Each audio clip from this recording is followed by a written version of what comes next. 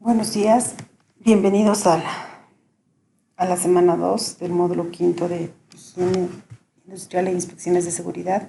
Esta semana vamos a hacer presentaciones algo intensivas para que ustedes puedan ir revisando todo lo que se refiere a los agentes físicos. Entonces vamos a empezar con lo que es evaluación de ruido ocupacional. El ruido o sonido no deseado es uno de los riesgos laborales más comunes en los lugares de trabajo. Se estima en Estados Unidos que aproximadamente 30 millones de trabajadores están expuestos a ruidos peligrosos, es decir, a niveles de presión sonora importantes. Entonces, el ruido tiene diferentes formas de afectar en los lugares de trabajo. Uno es interferir en la comunicación entre los trabajadores de un área de trabajo. Genera una baja productividad, genera también estrés y también tiene como consecuencia, tal vez lo más crítico, la hipoacusia ocupacional. Para ver de qué manera el ruido afecta en la salud de las personas es necesario conocer básicamente la anatomía y fisiología del oído. El oído está dividido en tres partes. Una parte que es el oído externo, el oído medio y el oído interno. El oído externo está conformado principalmente por el pabellón, el conducto o canal auditivo, que es a través del cual ingresan estos cambios de presión, que es lo que es el ruido en el aire. Y en el oído medio, estos se transfieren de manera mecánica a través del tímpano. Se transfieren hacia el oído medio, donde tenemos los tres huesecillos principales. Y de ahí se transfieren hacia el oído interno, donde vamos a ver en la siguiente diapositiva de qué manera actúa o se va transfiriendo esta energía en el oído, ¿verdad? Entonces, el sonido ingresa por el oído externo, ¿sí? A través primero del pabellón, pasando luego por el conducto auditivo. El sonido son vibraciones cambios de presión en el aire o en el medio que lo conduce, que regularmente en un ambiente laboral es el aire. Una vez que pasa por el pabellón, el conducto auditivo y el tímpano, entonces las ondas se transfieren hacia los tres huesecillos del oído medio, que son el martillo, el yunque y el estribo, que transmiten y amplifican las vibraciones hacia la ventana oval del oído interno. Entonces, aquí tenemos la ventana oval. Bueno, esta es una representación un poco gráfica y bastante textual, ¿no es cierto?, de lo que viene a ser el oído, ¿no? Entonces se transfieren por la ventana oval y entonces regularmente las pérdidas auditivas ya se empiezan a generar en este sector. Una vez que pasan por la ventana oval estas vibraciones, el oído interno, que está conformado por la cóclea, donde tenemos las células ciliadas, y además un líquido interno que estimula las terminaciones nerviosas, que son justamente estas, ¿sí? Entonces, a partir de aquí se transmite el sonido por este líquido que estimula las células ciliadas y entonces ya se transforma esa energía mecánica, se transforman en señales eléctricas, podríamos decir, impulsos eléctricos que se transmiten al cerebro para que interprete o reconozca ese sonido. Cuando las personas están expuestas a altas intensidades de presión sonora, estos ruidos, al amplificarse en el oído medio y pasar por la ventana oval, afectan las células ciliadas y las van atrofiando. Entonces es aquí donde se produce la hipoacusia ocupacional. Es de esa manera que se puede determinar un médico especialista en en enfermedades auditivas puede establecer si se trata de una sordera por exposición a ruido o por otro tipo de situación, probablemente una infección, un mal congénito, ¿sí?, que pudiera estar también afectando la capacidad auditiva de esa persona. Entonces es fácil de reconocer para ellos cuando se trata de una lesión auditiva por exposición a niveles de presión sonora importantes. Ojo, que no todas las hipoacusias son por efectos de exposición a ruidos laborales. Pueden deberse a otro tipo también de exposiciones, ¿no? Entonces, ¿cómo también se determina eso? Eso se determina a través de las audiometrías.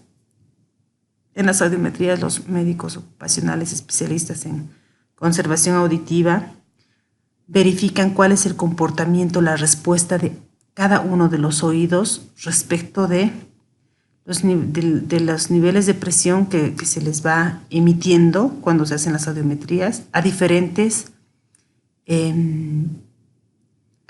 frecuencias. Entonces, ante ciertas frecuencias, el oído puede tener cierta reacción o puede tener una pérdida de la agudeza, ¿no es cierto?, de escucha en esa banda de octava o en esa frecuencia en específico. Entonces, nosotros ahí podemos determinar si realmente la pérdida auditiva de ese oído, la falta de capacidad para reconocer ciertos sonidos en esas frecuencias que corresponden a frecuencias regularmente presentes en el ámbito industrial, nos avisan que esa hipoacusia es generada por efecto de exposiciones a lugares de trabajo. Aquí podemos ver una fotografía donde tenemos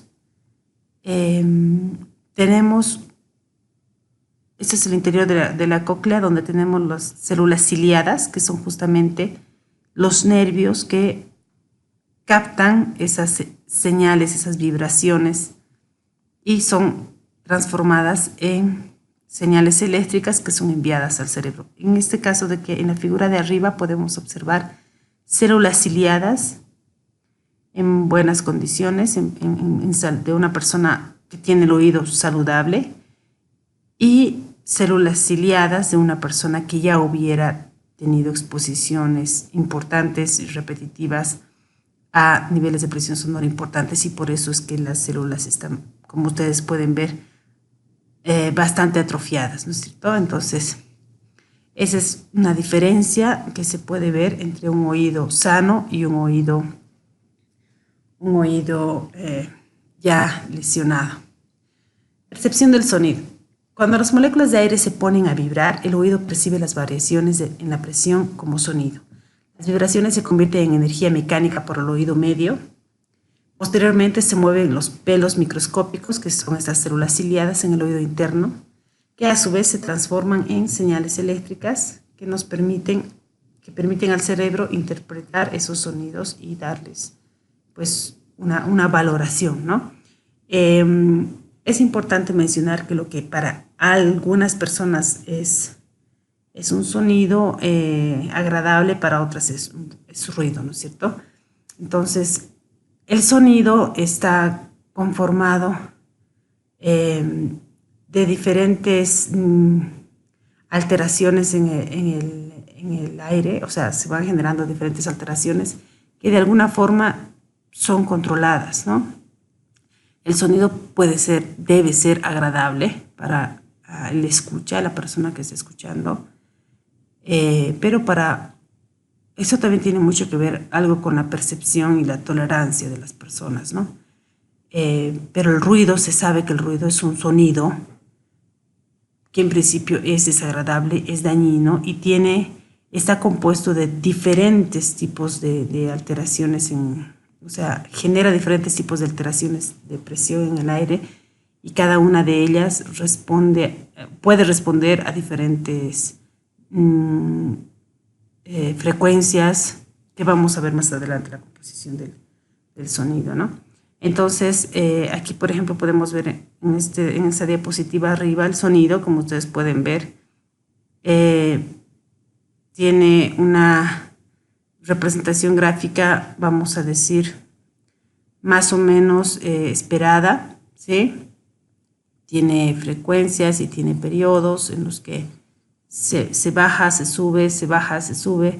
En cambio, el ruido podemos ver que pues tiene una representación gráfica más bien desordenada, donde es inesperado, de repente no está muy bien establecido los periodos y las frecuencias que conforman este tipo de sonido. El ruido es un sonido no deseado, que tiene la facilidad, o sea, tiene el potencial de causar una lesión auditiva.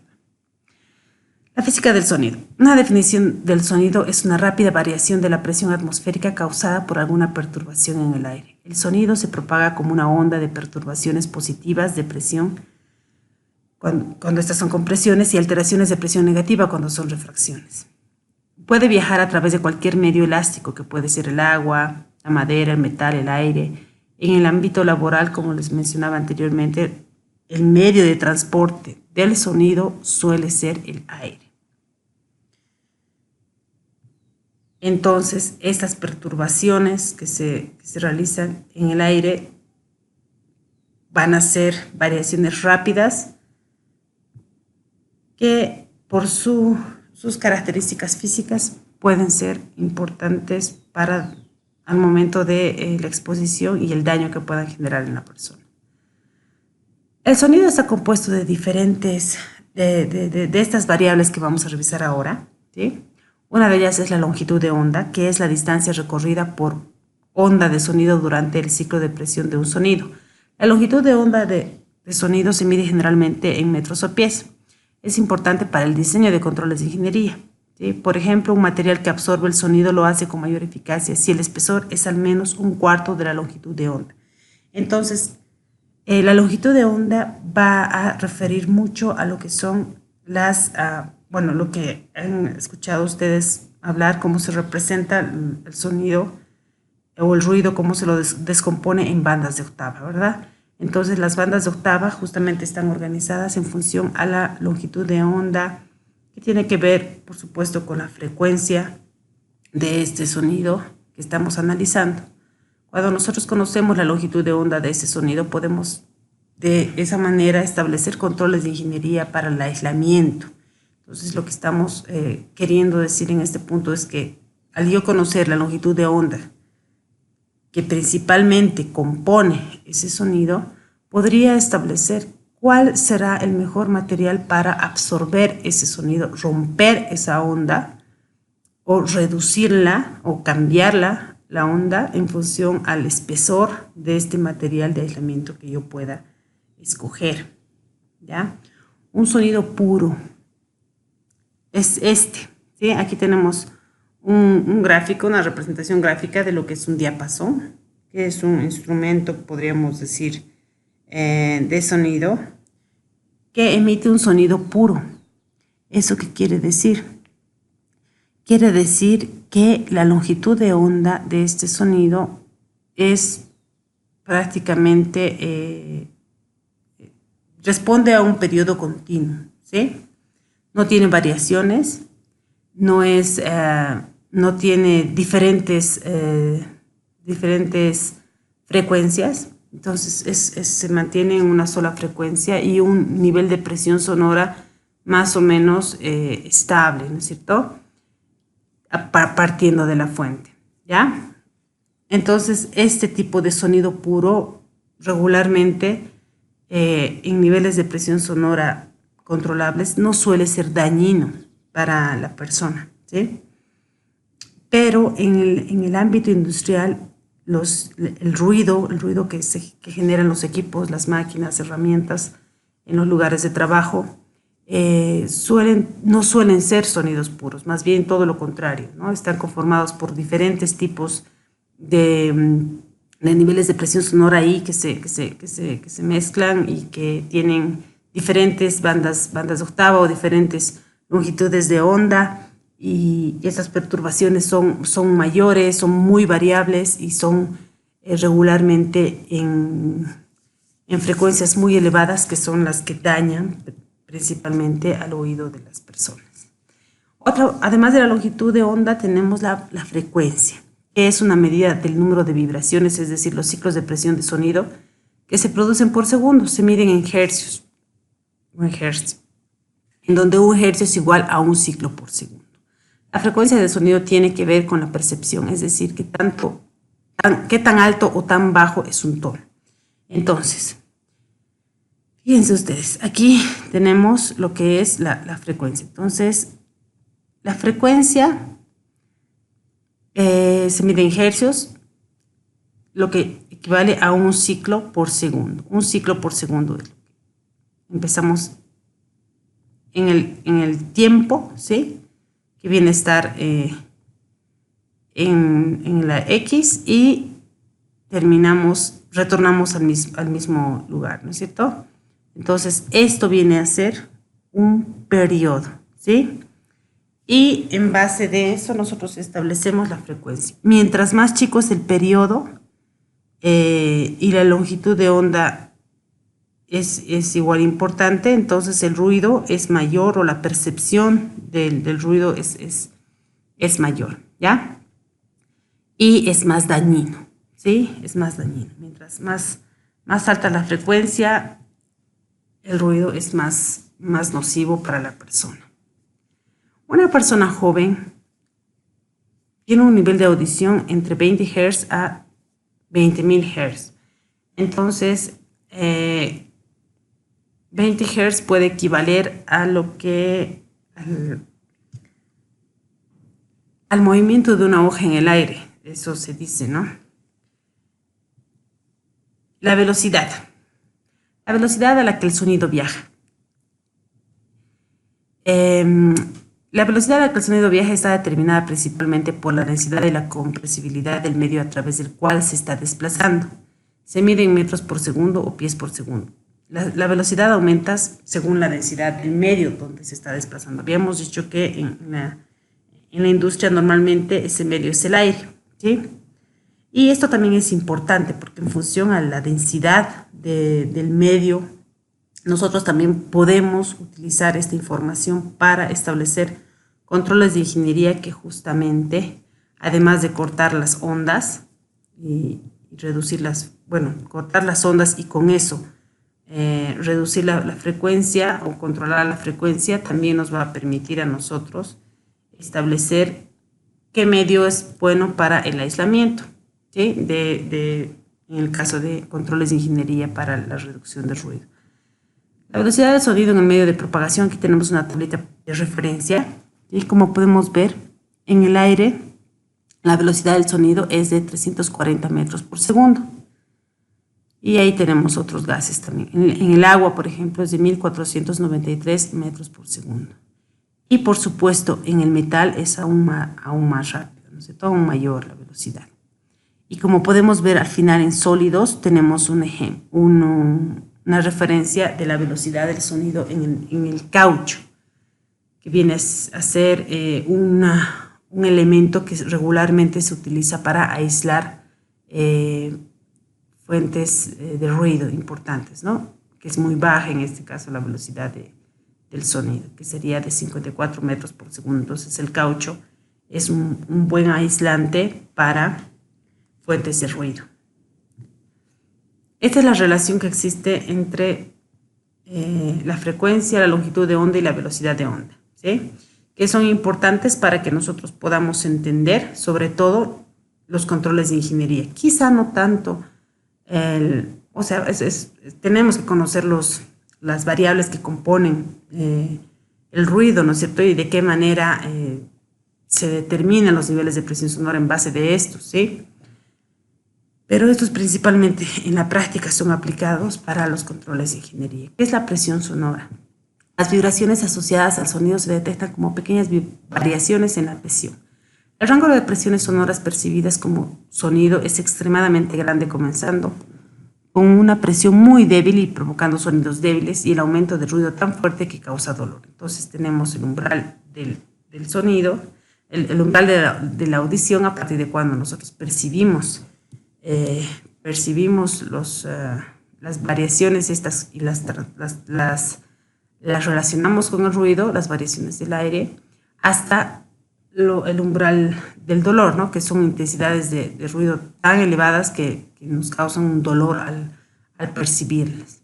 El umbral de la audición es el sonido más silencioso que puede ser escuchado por una persona joven con audición normal. Habíamos dicho hace rato que una persona escucha entre las frecuencias que puede reconocer una persona son entre 20 Hz y 20.000 Hz. Así entonces se establece la presión del sonido de referencia que se define como 20 micropascales. Ahora estamos hablando de la presión del sonido, ¿no es cierto? ¿Sí? En unidades de presión, 20 micropascales a 1000 Hz. Esa sería el umbral de la audición de una persona joven. El umbral del dolor es 10 millones de veces mayor que el umbral de la audición. ¿Se dan cuenta? Entonces, eso hace que la escala entre el umbral de la audición y el umbral del dolor sea muy grande, por lo que se establece una escala logarítmica para determinar y estudiar los niveles de presión sonora.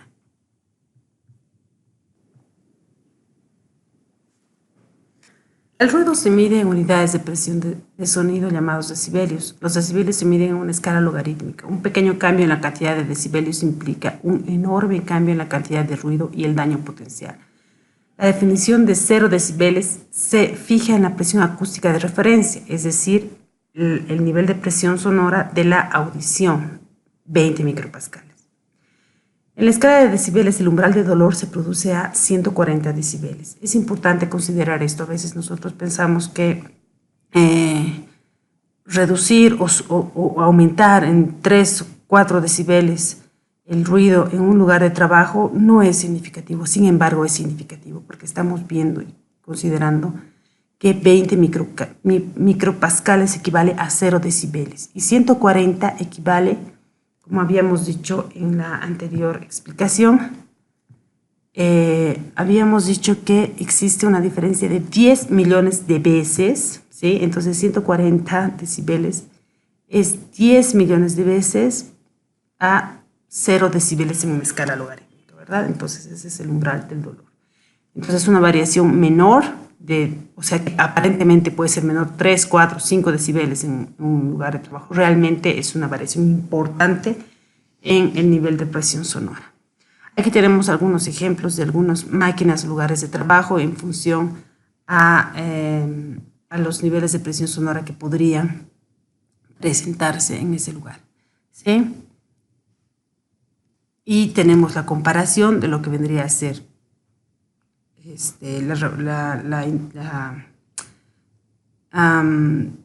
utilizando niveles de presión, micropascales, comparados con los decibeles. Entonces podemos ver que es pues mucha la variación, ¿no es cierto? De 0 decibeles a 140 realmente es un espectro muy, muy grande.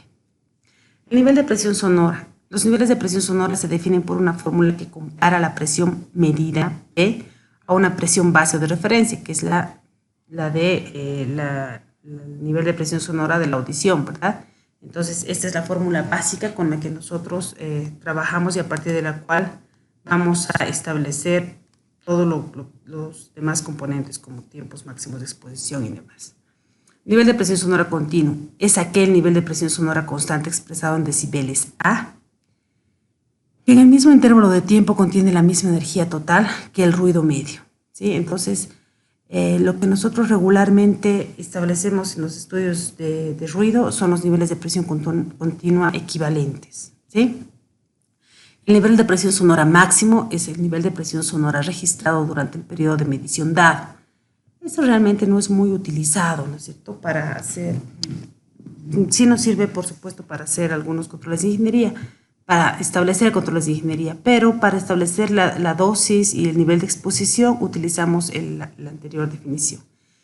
Después tenemos el nivel de presión sonora peak, el pico, ¿sí? También tenemos el nivel de presión sonora mínimo, que pues bueno, su propio nombre ya nos indica cuáles son las definiciones. Los campos de sonido. Esto es importante que también tomemos en cuenta. Esto también nos sirve para nosotros saber dónde posicionar nuestro equipo de medición. Nos sirve también para establecer controles de ingeniería, distancias de seguridad, respecto de a partir de dónde deberíamos utilizar equipos de protección personal y demás, ¿no? Entonces, los campos de sonido tenemos el campo cercano, la zona de transición, el campo lejano, el campo libre y el campo reverberante. El campo cercano es el espacio inmediatamente alrededor de la fuente de ruido, ¿sí? La fuente de ruido, vamos a decir que está aquí en 0, ¿ya? A veces se mide como dentro de la longitud de onda del componente de menor frecuencia. Por ejemplo, un poco más de 4 pies sería para un tono de 25 Hz, aproximadamente un pie para un tono de 100 Hz, ¿sí? Entonces, mucho depende de la longitud de onda. El campo lejano, entonces, se mide se lo establece a la distancia equivalente de la longitud de onda de ese ruido, ¿sí? Ese es el campo cercano. Después, la zona de transición ya es esa que se comprende 2 veces más allá de la longitud de onda. Y el campo lejano ya es el espacio que está para fuera del campo de transición. Entonces, el campo lejano empieza, ¿sí?, a 2 veces la distancia equivalente a la longitud de onda. Entonces, todo esto es el campo lejano. Cuando nosotros debiéramos procurar medir nuestros niveles de presión sonora para sonometría en lugares de trabajo, es decir, con equipos sonómetros en este espacio, ¿no? En el campo cercano, ¿sí? Luego que la onda va en dirección contraria a la fuente, la onda radiada, tenemos un campo libre o podemos tener un campo reverberante. El campo libre es cuando no hay obstáculos a partir de la fuente hacia el infinito, ¿no es cierto? Obviamente la onda se va a ir disipando en función de qué tan abierto es este campo, y en el caso de que nosotros tuviéramos alguna estructura, algún otro equipo, ya se presenta el fenómeno de la reverberancia, ¿no es cierto? Que es que la onda llega a una materia, ¿sí?, que puede ser metal, concreto, parte de la onda que sigue siendo sonido, siguen siendo variaciones en la presión atmosférica, se transmiten por ese material y parte retorna, ¿no es cierto? Entonces, ahí es cuando se genera este fenómeno de la reverberancia. Entonces, el campo libre, ¿cómo funciona la onda? La onda va radiada de la fuente y es mucho la comparación que se hace cuando nosotros tiramos una piedrita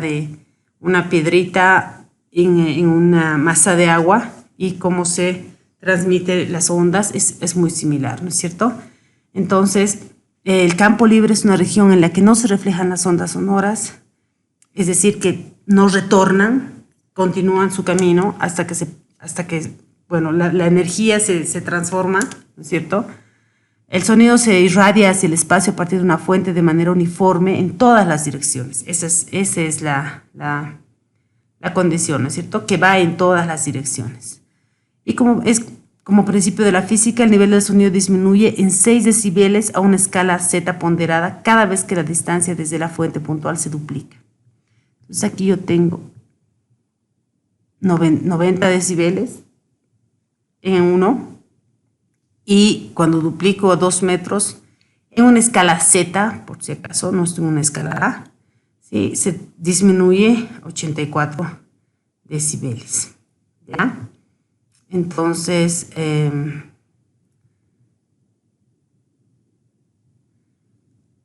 y luego el campo difuso, que tiene que ver con la reverberación, ¿sí? Igual, la onda se irradia de manera radial en tanto no se encuentre con ninguna obstáculo, estructura que retorne la onda. En este caso, por ejemplo, vamos a decir que tenemos un motor en medio de una sala y originalmente el sonido se va a irradiar, ¿sí?, en todas las direcciones, y al encontrarse con las paredes, pues va a retornar. La reverberación es consecuencia de la reflexión de las ondas sonoras en los límites de un ambiente. Los límites, las paredes, ¿no?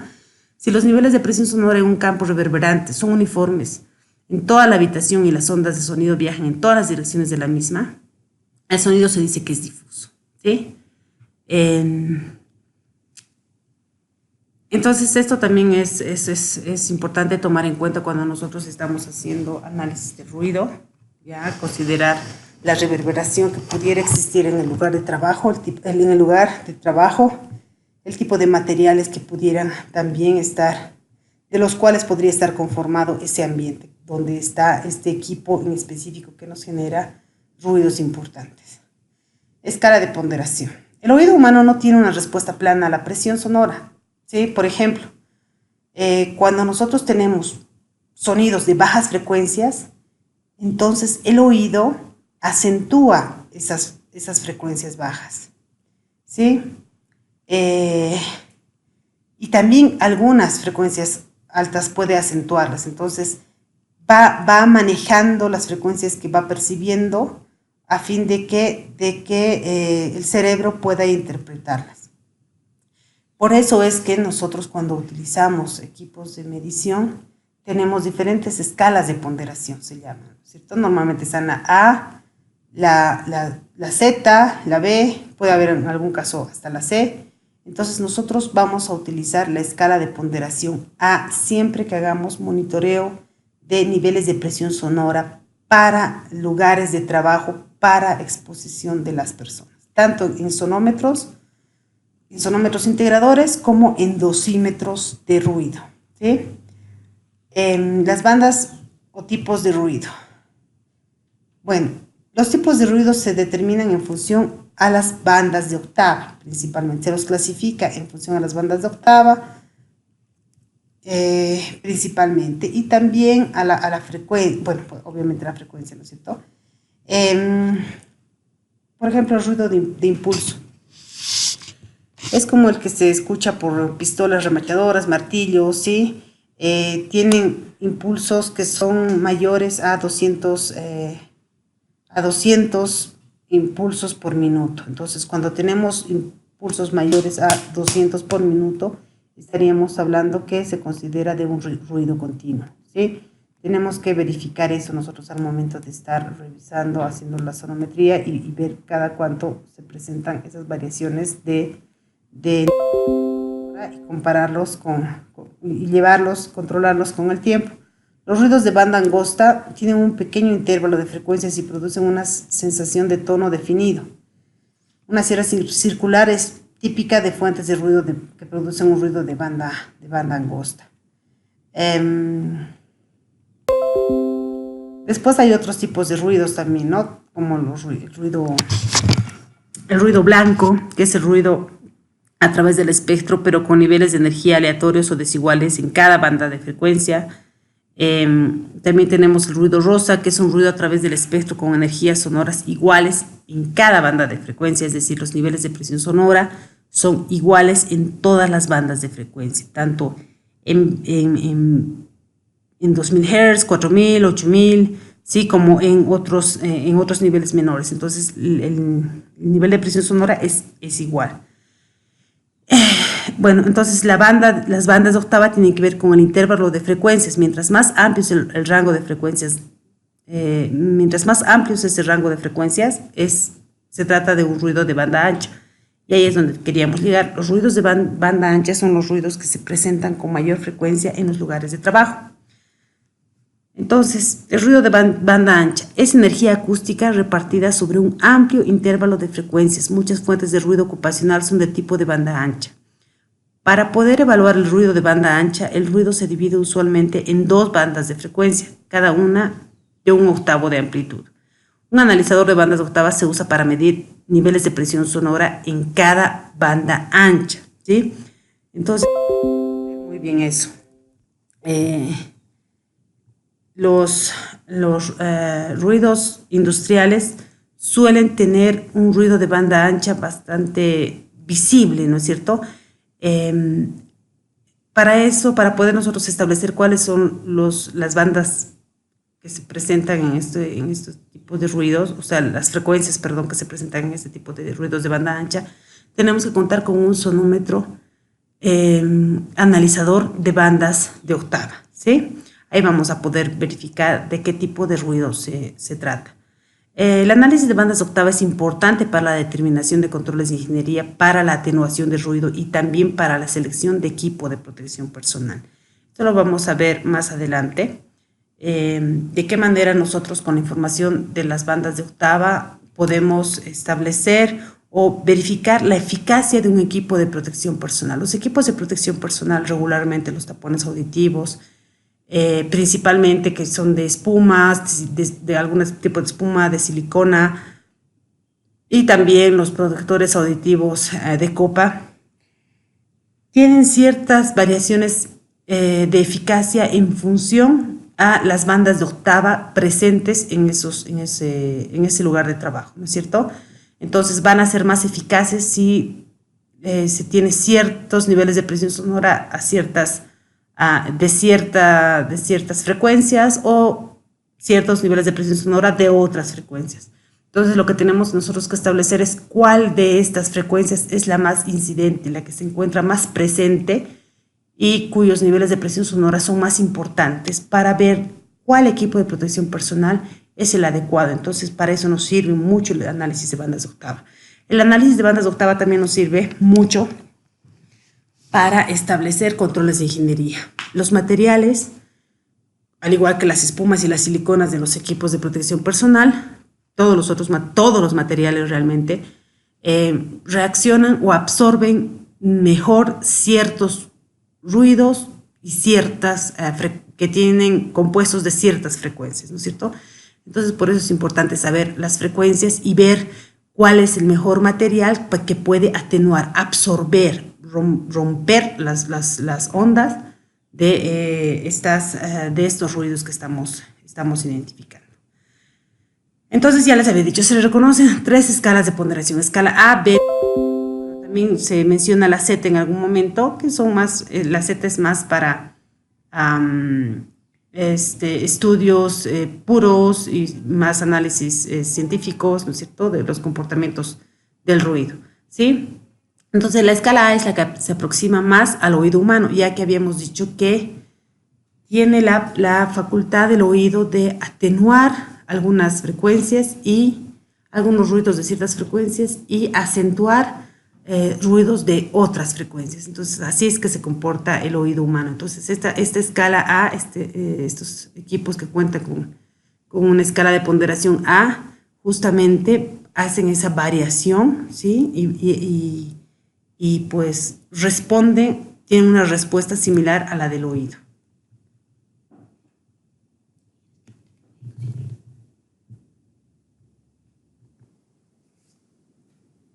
Entonces es importante conocer los equipos con los que vamos a hacer el monitoreo, asegurarnos de que estén en escala de ponderación A y en respuesta lenta, tanto los equipos sonómetros como los dosímetros de ruido.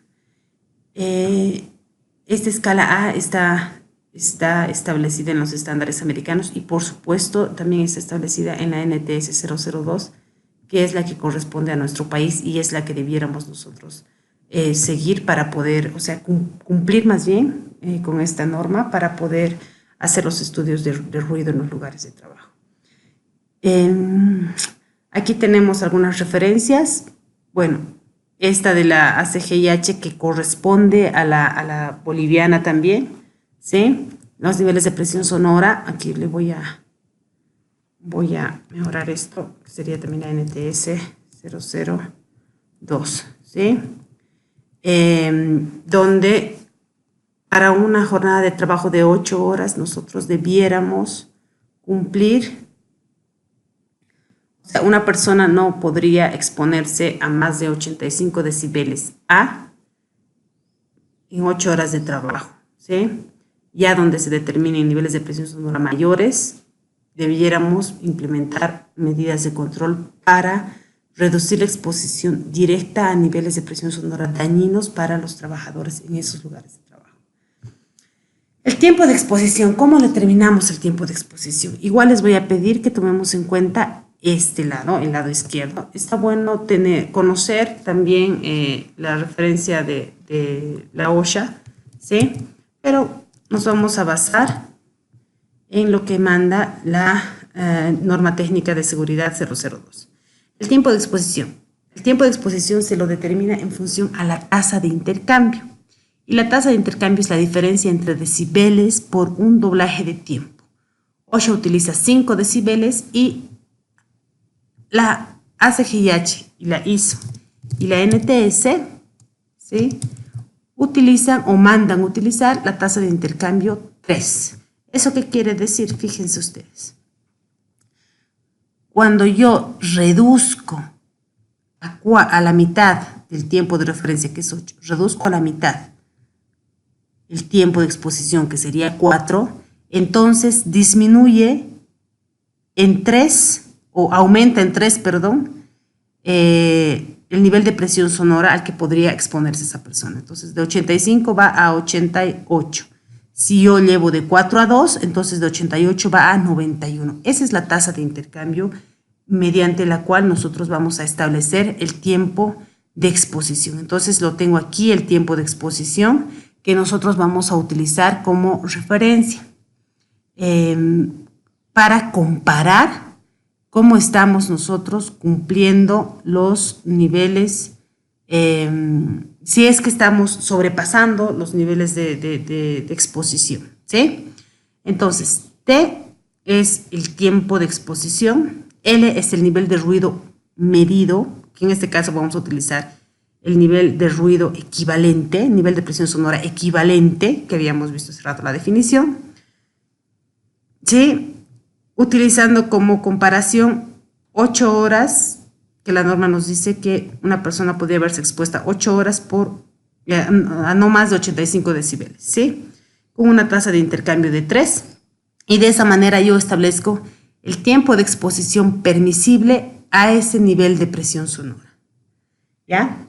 Entonces, en este caso tenemos, si nosotros utilizáramos 91 decibeles como nivel de presión sonora medido en el lugar de trabajo, ¿sí?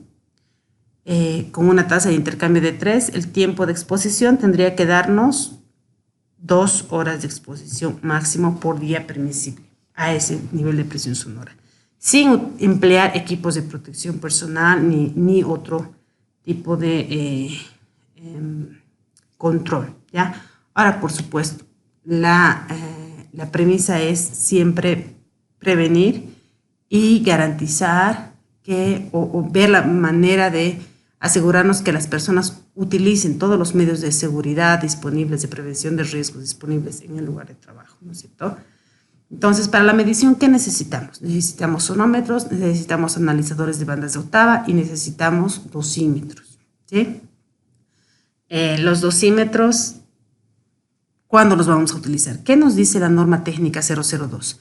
Nos dice que todos los lugares de trabajo donde exista probabilidad donde exista generación de ruido, nosotros debemos hacer determinar los niveles de presión de ruido, niveles de presión sonora en esos lugares, ¿sí? Para eso vamos a utilizar los sonómetros, ¿ya? Eso nos manda la norma, mínimamente. Nos dice que en aquellos lugares donde se hayan identificado niveles de presión sonora mayores al permisible, nosotros tendremos que hacer dosimetría, ¿sí? Nos recomienda hacer la dosimetría. Para eso, entonces, nosotros tendremos que utilizar dosímetros de ruido y tendremos que aplicar un programa de higiene donde establezcamos el grupo de exposición, el tamaño de la muestra que habíamos visto en la anterior semana, ¿sí? Donde nosotros tengamos niveles de presión sonora importantes, nos recomienda la NTS que se haga análisis de bandas de octava. El análisis de bandas de octava nos va a ayudar a determinar de mejor manera, a precisión, cuál sería el mejor protector auditivo, el mejor material de ese protector auditivo para nuestros trabajadores. Nos va a ayudar también a establecer controles de ingeniería, principalmente referidos al aislamiento de esas fuentes de ruido.